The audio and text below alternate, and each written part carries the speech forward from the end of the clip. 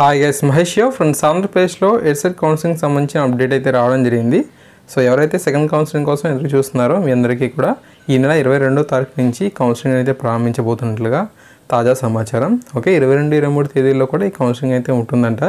So certificate వెరిఫికేషన్కి సంబంధించి నాగార్జున యూనివర్సిటీలో సహాయ కేంద్రం కూడా ఏర్పాటు చేసినట్లుగా ఇక్కడ సమాచారం అయితే ఇవ్వడం జరిగింది. తప్పకుండా ఎడ్సెట్ కౌన్సిలింగ్ సంబంధించి ఎవరైతే అభ్యర్థులు ఎదురు చూస్తున్నారో అందరికీ కూడా ఈ విషయాన్ని అయితే షేర్ అనేది చేయండి. ఓకే, అండ్ నెక్స్ట్ మనం చూస్తే టీటీసీ సంబంధించిన ఫలితాలు కూడా ఆంధ్రప్రదేశ్లో విడుదలవడం జరిగింది.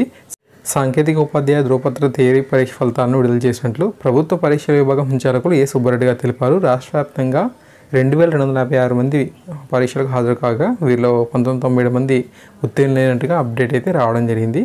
ఓకే, ఖచ్చితంగా ఈ యొక్క ఫలితాలకు సంబంధించి కూడా అభ్యర్థులకు విషయాన్ని అయితే షేర్ అనేది చేయండి. మరిన్ని అప్డేట్స్ కోసం మన యొక్క ఛానల్ని సబ్స్క్రైబ్ చేసుకోండి. Thank you.